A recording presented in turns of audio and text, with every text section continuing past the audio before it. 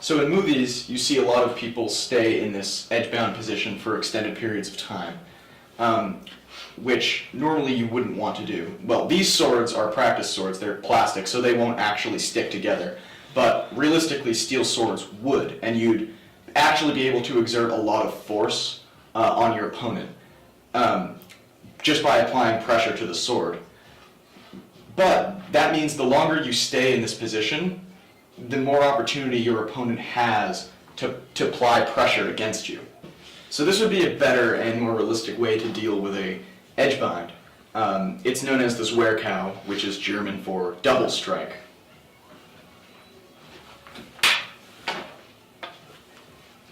Okay, so this is something else you could do when dealing with an edge bind. It's known as the Zweierkau, which is German for double strike.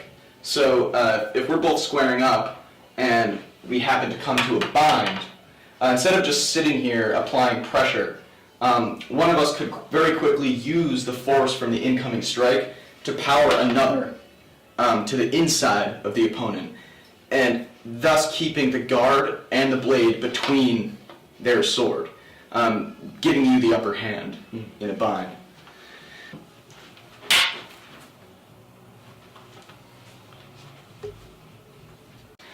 So as a last resort to deal with an edge bind, you could perform a grapple. So if both enemies are lined up and come in for a strike, you could quickly grab the opponent's hand, pushing their sword out of a threatening range, and then come in close.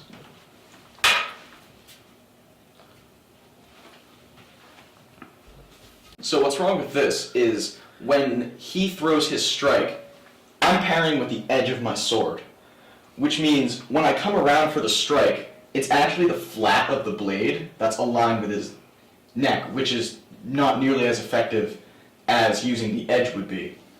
So what I would actually want to do when he throws his cut is parry with the flat of my blade, which serves two purposes. The first is the edge of my sword won't be dulled, well, his will be, and that also sets me up perfectly to bring the edge through with the strike.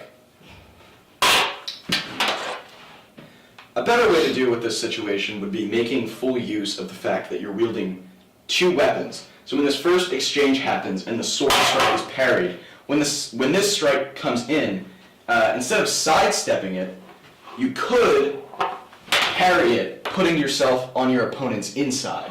Then another thing you could have done would have been, if you really do prefer to sidestep the incoming strike following the initial contact, you could proceed with that, parrying and striking him from behind.